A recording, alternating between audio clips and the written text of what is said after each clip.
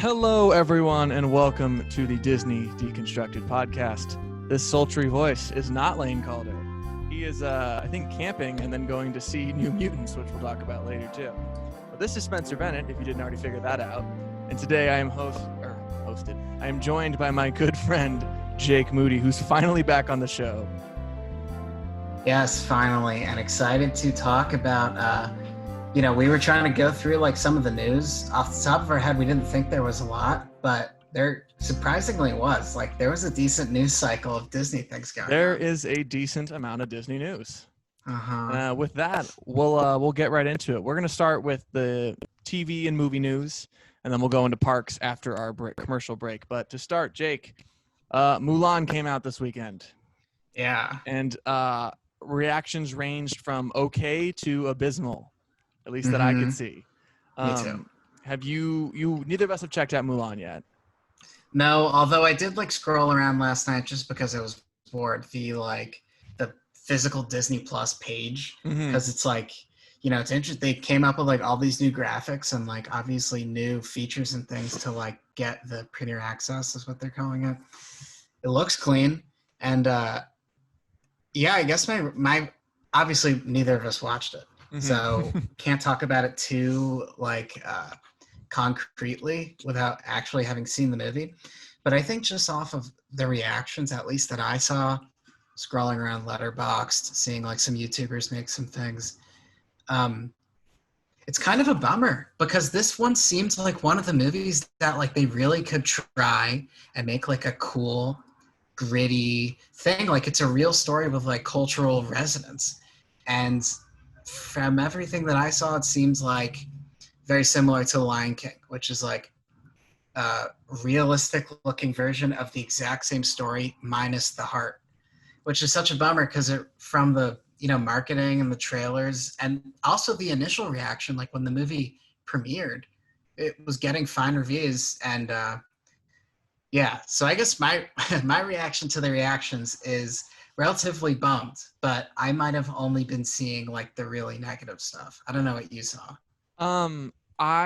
So when it premiered in March, before everything happened, it did have its premiere in March. The reaction then was positive. It was resting in like an 80s on Rotten Tomatoes. I think it's down to the low 70s now.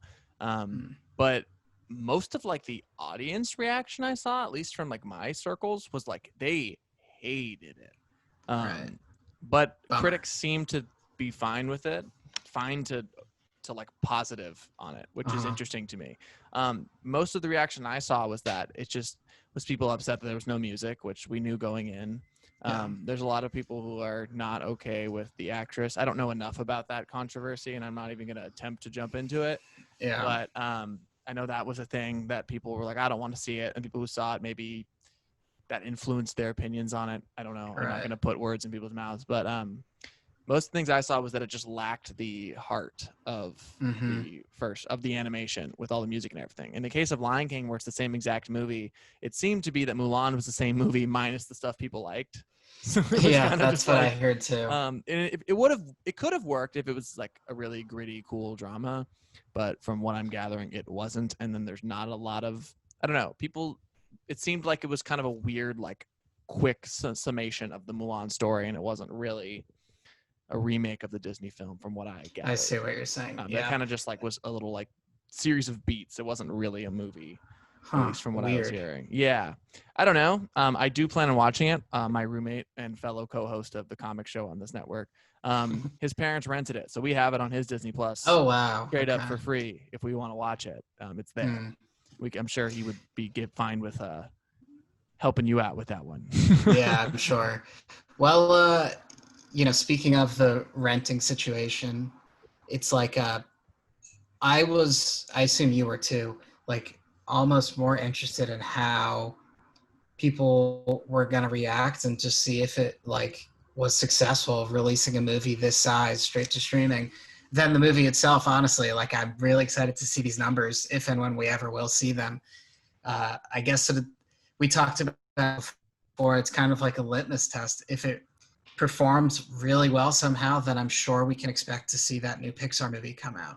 and whatever like new things they have in the pipe. Maybe they change the pricing like a little bit, or they say this absolutely didn't work and we just need to wait for theaters to open. But this really seems like their shot. And from the reviews, who's to say? But that's like a whole separate equation to if people actually were buying it. Did you see anything about that?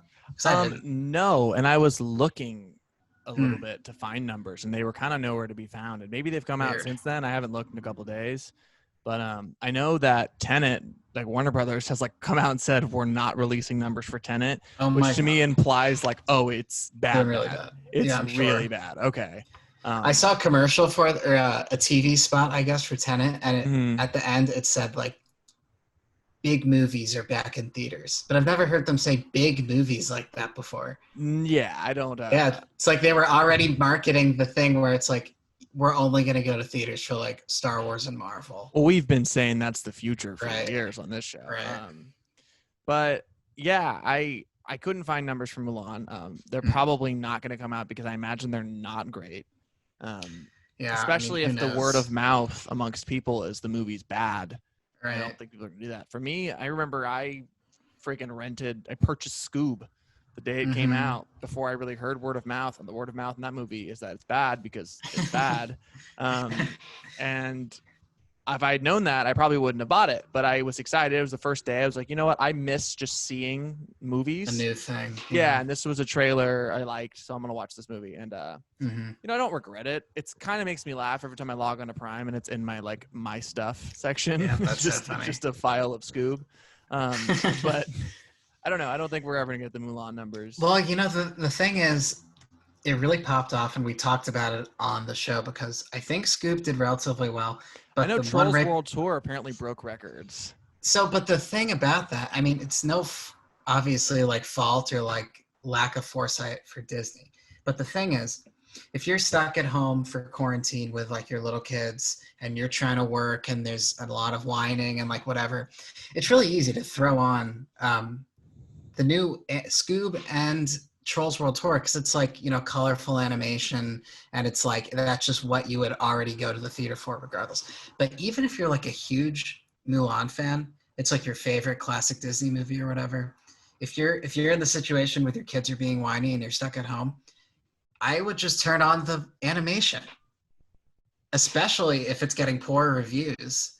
So, again, I don't know if it was like a lack of Disney being thinking that through or what, but it's like they didn't. I would just, again, with all of them, I would just rather watch the animated. That's just what I'm trying to say, I guess. It is that is at the end of the day kind of the truth. I think that's a good point. Mulan, more so than the others, felt like it was really trying to be kind of a drama and a little more older kid oriented, like YA to like adult vibes, and that's kind of interesting. Which is alienating the people who would just like be like $30, whatever. I got to get my kids. Yeah, if it was in theaters, I could get it because different story, different audience. People go see it because it's a movie in theaters. But getting people to rent it at home when you're marketing, Disney Plus is really marketed to families as a streaming service. I remember there was a rumor a couple of weeks ago where they were like Disney Plus thinking about introducing like adult banner with Fox movies, and I was like, no, they're not. There's no way. They're gonna put them on Hulu like that. Disney has a big stake in Hulu. They'll go there. But yeah, it's an interesting point, and it makes a lot of sense. Maybe we'll get the reactions in this or the numbers, and it's doing great, and we'll eat crow. But as it stands right now, it's a little fishy.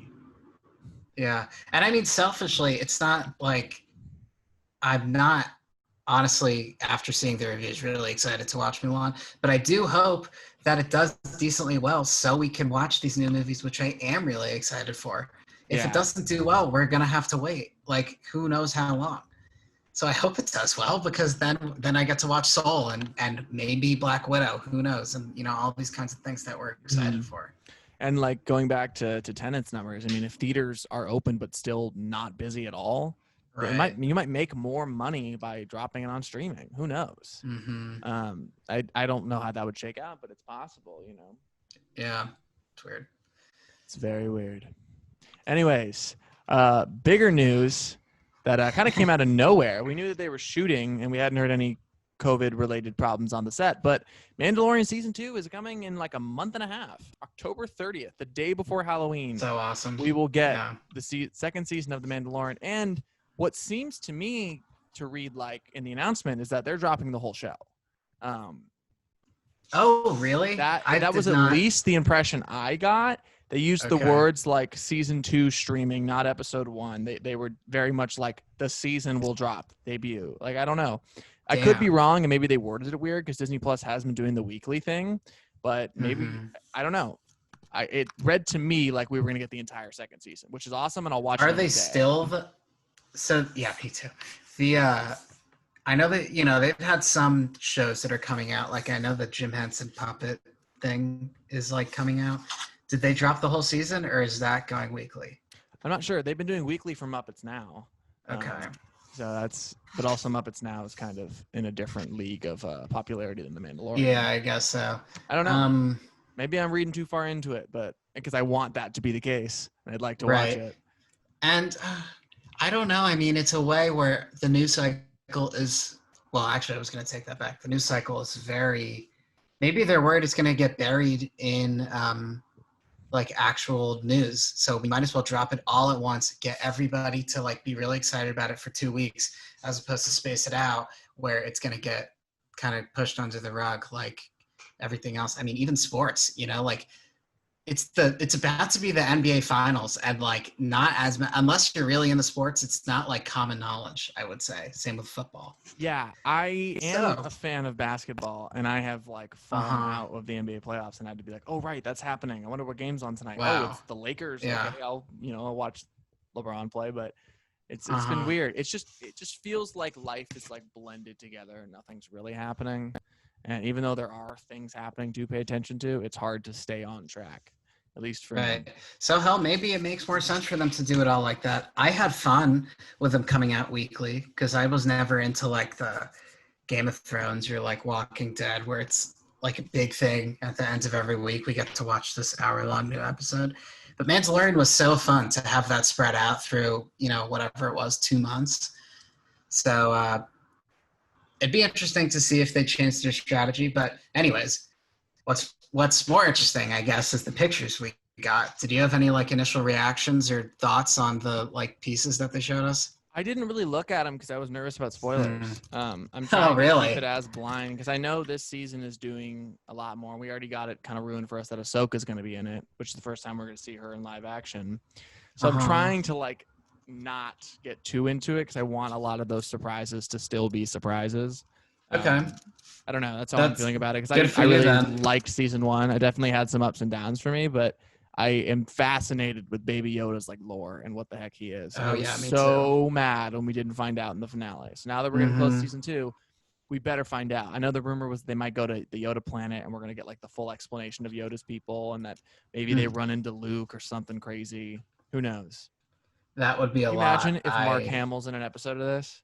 Ooh, wow. That'd be crazy. I don't know. I will say the picture. I won't say anything about him if you didn't look because you're worried. But at least from my eyes, it just looks like character pictures. Maybe you could tell something like based on the vehicles they're on or something like that. But it's really just like close-ups and reminding you that these people are characters that you like, I guess.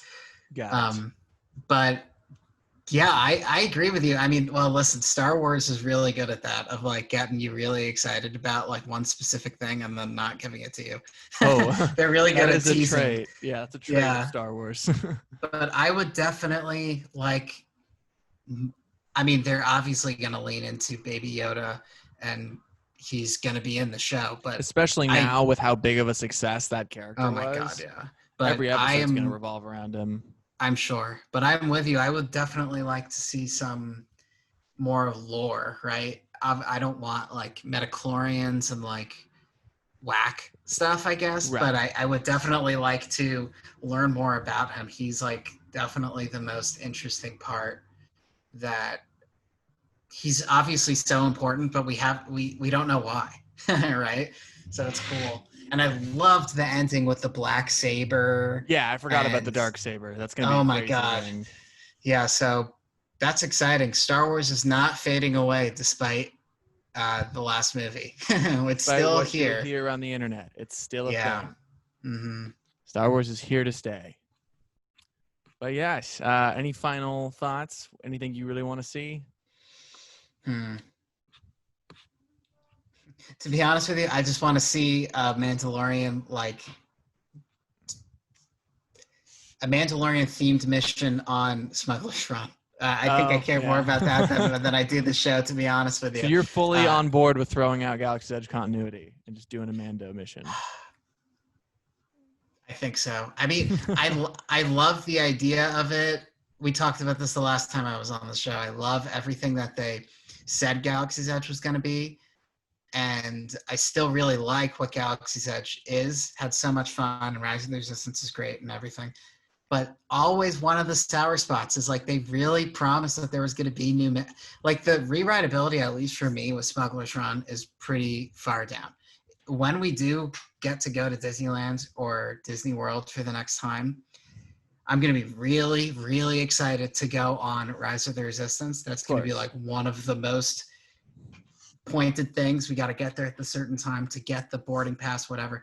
I don't care if I get on Smuggler's Run or not. It's just like, I don't know. I've had my fun with it, but I would be very excited for some kind of Mandalorian thing, despite it ruining some of the continuity. So that's a long-winded way of me saying that, I guess. What do you want to see in the new season? Like I said, Baby Yoda lore, an explanation of what he is, because it was implied for a while. Maybe he was a clone. Maybe is he actually Yoda? Is he a clone of Yoda that the Emperor did? That's going to tie into the Rise of Skywalker with the Emperor cloning himself. At least that was one of the retcons that the JJ said post movie was that it was actually a clone and not the Emperor. Yeah, I don't know, but. That's just some explanations. I'm all for explanations, and this is why I have a complicated relationship with The Last Jedi, because I like explanations. But yeah, I'm pretty pumped. So our final news or movie and TV topic is pretty quick, and that is Lane is going to see New Mutants. So we will talk about that next week. With Lane's opinion on New Mutants, and I'm honestly really excited to hear what he thinks and what everybody thought of this movie, honestly. Yeah, I heard pretty overwhelming negativity, but also like not like aggressively negative, not like Fantastic Four or Fant Four Stick as I like to call it. It was more of like it's just mediocre, and after all the delays, like it's so bummy that it's not even like good bad, you know? Right. But it's just boring. I'm excited for like the horror elements of it. I think maybe it'll be at least interesting to me in that way, but I've not heard good things. Kieran and I thought about going to a drive-in in LA to go see it pretty soon, just because it looked cool. They have like I guess they're turning the Rose Bowl into like a drive-in theater. They're like doing a lot of stuff. I heard about that. Yeah. And the trailers got really good from New Mutants. Like towards the end, I was like Disney maybe re-edited it and we were going to get a solid movie, but that doesn't seem to be the case. Good trailers, but Lane will let us know, I guess. Lane will let us know. And with that, we're going to take our quick break, and we'll be back to talk about parks. Thanks for listening.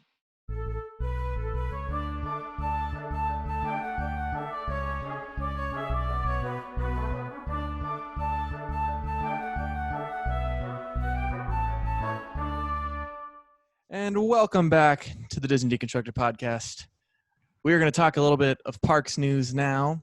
And recent development is that Mickey and Minnie's Runaway Railway, which was scheduled to come to Disneyland in Toontown in 2022, just got delayed to 2023 as, quote, vertical construction starts. They did level a couple backstage buildings, which was my understanding of what was going on to build Runaway Railway, as they did with Galaxy's Edge. And I guess they're starting construction vertically, which I assume just means building the building, not the actual ride. Yeah, I think that's what it is. And delayed an extra year. Shocking, not really. There is a pandemic that delayed everything. So bummer. I'm really looking forward to this. I caved and watched a POV of the one in Florida. Oh, yeah. It looks wonderful. I think it looks really fun. And I would love to see it. And getting it here is cool. It'd probably be a clone. That seems to be the vibe recently with Galaxy's Edge. Everything's the exact same. So I imagine it'll be the exact same, if not very, very similar. versus some of the older attractions have pretty distinct differences in the two resorts. But I'm excited to see it. I'm bummed that it got delayed a year. I'm not surprised. 2022 is far away too, so I never was like, it doesn't really feel like that big of a blow, you know. Right. In my head, it was always just far off, and now it's just a little more far off. I don't know. What's your take on this delay, Jake? Well, I'll be honest with you. When I saw that little video, and I don't know if you saw, I guess they put up a little video, or maybe it was just pictures, honestly. They were like the most magical view because they're, starting a new construction project or whatever. I thought to myself, wow, I can't believe they're still doing this. Yeah. Where it's delayed a year, I kind of just thought like, okay, Runaway Railway, I guess just isn't happening anymore. Like, because it was so far off already, it was in 2022. It's not something that like, they had 90% done already, which was Marvel. Like, I figured everything was going to be on a hard pause. This was like very barely announced. It wasn't even at D23. I just kind of, I didn't put much thought into it, but when I saw the video, I wasn't like, what a bummer. It's now a year. I was like, wow, they're still doing it. That's great. And my other takeaway is it's going to be a really fun construction project because you can see it like right from the freeway. So there's going to be a lot of people like doing construction updates, and I'm sure we'll be able to see like, they're going to build a new facade and everything in Toontown. So I was more happy than upset with the thing, with the announcement that it's getting delayed, I guess. And I did cave months and months and months ago and watched the POV like right when it came out. And I definitely agree with you. It looks like a lot of fun. I think the lead Imagineer on that project, dang, I don't know what she did, but she's like one of the more prominent ones currently. Dang, I wish I remembered because she like just took over a project that doesn't matter. But it's I'm sorry. It's the woman who did Runaway Railway is now doing the retheme of Splash Mountain into Princess Tiana. Cool. Yeah, and judging on that, I mean, it looks really cool. It's like such a cool use of the new technology. I mean, she knocked it out of the park. To me, it seemed in the YouTube video I saw. So that's exciting. Good for her. Yeah, and then on the it's probably going to be the same as Disney World. I guess that doesn't bother me like at all. It's I never even thought that ours would be like a unique version, or that it never even like really crossed my mind, where I guess in other cases it does. Like, I think it's different, but like we're going to be comparing our Guardians of the Galaxy to their Guardians of the Galaxy. And obviously like all of our mountain rides are very different than their mountain rides. But with this one, I guess it never crossed my mind. I just figured it was going to be the same. And I'm excited for it. It's not like I'm bummed that it's going to be the same. I'm really happy to finally get something back in Toontown. Yeah, no, I'm just honestly, from the announcement of Runaway Railway, I was more excited for the refurbish and retheming of Toontown. I think Toontown could be really cool, and all the stuff I've seen of like Toontown in the 90s when it kind of came to be, it was really cool. And I recently rewatched Who Framed Roger Rabbit, which is an awesome movie and really, really so funny, good. having been in film school and like getting that they're like completely like memeing noir movies the whole time. And I didn't really get that. They're like making fun of like classic Hollywood. And as a kid, I was just like, oh, cartoon, Jessica Rabbit, what the heck, Eddie Valiant solving crimes. And then as an adult, I'm like, oh, this is like a really funny satire with cartoons. Like it's silly, but it's great. And it's Robert Zemeckis, which I didn't even realize, and he's obviously like an all-time great filmmaker. So good. But yeah, Who Framed Roger Rabbit is awesome, and Toontown in the 90s was like a fully living, breathing Toontown from that movie. So I'd like to see that come back. And I like the Roger Rabbit ride enough. It's definitely a little outdated, a little cheesy, but I think that's kind of in ideal with Roger Rabbit the movie. It kind of makes sense that the ride would be kind of older and a little dated, a little cheesy, because Roger Rabbit the movie is a little older, a little dated, a little cheesy. So it's bummed that it's a year delayed, but I'm still excited to see it. I'm hoping we see the newer vibes of Toontown before the ride even opens, because that we could get that potentially earlier before the attraction opens, just new coats of paint and new life in Toontown. So right, exactly. And I think ideally what happens. This is like, pre-COVID and pre-weird reaction to Galaxy's Edge and everything. But what would be so great is if you can kind of picture Toontown from an above view in your head. The far right side is like Roger Rabbit, and hopefully that ride gets touched up a little bit. Obviously, it doesn't need a ton, but that gets touched up. The center chunk is like fully gets a revamp, and that's going to be where the queue is for the new ride and everything. And then the left, which is where all the character meet and greets are and the roller coaster and everything, Galaxy's Edge expansion. And that would be such a cool back end of the park. I heard rumors that for the LA Olympics in 2028, they're going to build like a first order section of Galaxy's Edge. I remember hearing that. Perfectly gets pushed out right to there. And it makes sense because they're going to touch up the right side of Toontown. So they're not completely ditching that. And it would be awesome. Now, all of that stuff I figured was never going to happen anymore with COVID, but they're building it. So something's happening, and the Olympics are still going to be here. Yeah. So I definitely left that news announcement like much more excited than bummed, I guess. Yeah. No, we're in like the worst pandemic ever. So many people lost their jobs. This specific industry, Disney as a company, was hit so hard, yet they've announced the retheme of Splash Mountain. We're confirmed getting this ride.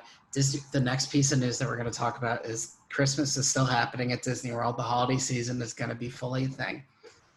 They're not really skipping a beat, which is crazy. No. And I'm sure the second that it's going to be okay for Disneyland to open with Gavin Newsom and things like that, it's going to be in full swing, for better or for worse. And I guess my takeaway is just I'm much more excited than bummed at having to wait a year. Yeah, and that was a nice segue into our next news topic, which is according to the Disney Parks blog, which is like the outlet for the parks. That's like all that is confirmed if it comes out on that website. Walt Disney World Resort is still fully committed to doing Christmas, and they've confirmed they're doing the holiday season starting in November. That is exciting. I'm part of me being such a Halloween person is like slightly bothered that we didn't get Halloween, but we're getting Christmas, just because I'm petty. But that's great. I hope that they try to do it. They did say there's obviously going to be some changes because I don't think they're even doing nighttime shows there yet, which still makes sense because Florida, I was gonna say, regardless of those parks being open, Florida's still being hit pretty hard with the pandemic, at least as far as I'm aware. So they're still not going to do probably any Christmas fireworks or whatnot, but they're going to do like the festivities and the decorations and the different food, and they're going to try to still do it, which is cool. That's exciting. And so they're still doing like the extra ticketed nighttime Christmas event? Did not fully read about it, but I just saw like holidays still coming to Walt Disney World Resort. Okay, cool. Right. About Halloween, obviously Disney does it very differently than the other amusement parks. Disney, just like makes the park spooky and fun, and obviously in Disneyland we get Nightmare Before Christmas and things like that. But I guess I didn't have the thought like, oh, I'm bummed that they're still doing the holidays, but not Halloween, because at least at the other parks, like you can't do any maze socially distanced. You just possible. Can't. But you can do tons of like holiday and Christmas stuff like very easily. I think it lends itself perfectly. And, I'm glad that they're pushing for it. It would be weird to go to the parks this time of year and just see nothing. As much as when I would go to the parks a lot and get sick of the decorations, and I think that I would prefer when it was just normal.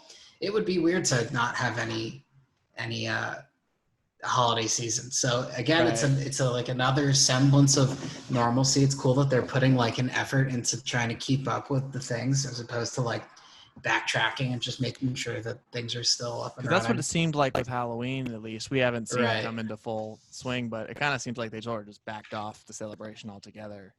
At least with Disney, and then with Universal and Knott's, they canceled their things altogether because you can't, like you said, it'd be impossible to do those mazes. Social distance, which this is a sidetrack. I watched Killer Clowns the other day and just reminisced about how incredible that freaking maze was. And I got so sad that they weren't doing anything this year. After I left Horror Nights last year. So great. Incredible. Yeah. Kieran had never seen it, so I showed it to him and he was like, this is the best thing I've ever seen. I'm like, I know. Wow. I've been knowing. I know. But I got so excited about what they were going to do this year for the maze. I was so pumped. Yeah, Last year was my me first too. Horror Nights ever, and I became like the biggest fan. Mm-hmm. And then they freaking pandemic, and they cancel it, and I'm just sidetracked. But I was really mad and upset. Biggest bummer. Well, listen, who knows what is going to happen, but Queen Mary in LA or, Southern California, the big Halloween events are Tier 1 is Horror Nights and Not Scary Farm. They're both great in their own ways, and they're so awesome. Every year is great, whatever. And then there's like Tier 2s, Tier 3s, whatever. You can lump maybe Six Flags into one of those and things like that. But the Queen Mary does like, I think 3 or 4 mazes a year, and they're really popular. I've never been, but people like swear by that event. And there's a Griffith Park haunted hayride, which I have never gone to, but people swear by it. Those 2 events are doing some kind of drive-through haunt. I would don't know love anything about to it. drive through a hayride haunt. I don't know anything about it other than that they said they're doing it. Oh, I'm But so doing that. I would love to go. I don't know Confirmed how on the show. hell. Jake and I are going together. Well, listen, it at first thought makes perfect sense and sounds so fun. But then you think about it more. How can they scare you if you're in a car? probably have to sign a Because then waiver. you might. Well, Like no, not you in might your car and accidentally put your foot on the gas and just blow through like the scene, or God forbid, a scare actor or anything. Oh yeah. So are they going to put good... like your car on a conveyor belt? You know, they're going to do what they do at car washes. They're going to put you on like that thing. You put your car in neutral and you sign a contract that they can sue you if you kill somebody. Dude, I'm going to be honest. That makes perfect sense. And like you have to roll the windows down. Yeah. And it's just like, I'm so in on that idea. That sounds insane. Right? If I could invest my no money I have into that, I would do it. Right. Incredible idea. So it's cool. Yeah. I'm glad that they're trying to do something. I mean, just like what we're talking about with the drive-in theaters, like there's people still want to do this stuff, and I don't see how you can make an argument that is unsafe. In a car, it's in your own car. Right. For the scare actor, maybe it's not incredible, but I doubt they're going to be like jumping in your car. Right. It'll probably it'll be dark, yeah. and they'll be wearing masks, like literal like right, literally. Yeah. They're not gonna like when you go to horror nights and other Halloween events like that where you're getting in close proximity with like scare actors. Mm-hmm. They're not the ones at risk of getting the pandemic. You are from other people at the event, not from them. They're fully garbed up. Like there's no way that they're going to be able to transmit. I'm not a scientist. I'm not. But I'm assuming that the thick, like in the case of the clown's maze, like the thick rubber, like grotesque clown masks probably prevent transmission better than the piece of cloth I wear to the grocery store. That's just me imagining that and thinking that. I could be incredibly wrong. But I imagine that I personally think rubber's probably stronger than cloth. I don't know. But yeah, the world's doing Christmas minus our Halloween little thing there. Jake and I both like Halloween a lot. Right. But other parks news, Hong Kong Disneyland turned 15. Mm-hmm. Yay. Neither of us have been to Hong Kong Disneyland. Yay. Congrats to them. Yes. I've heard good things about that park. You were talking a little bit about the castle before the show. And how it looks really pretty. It does have a really silly name, but it's cute. You know, it's like I don't actually know off the top of my head, but I think it's the Castle of like Fantastical Dreams. Do you know?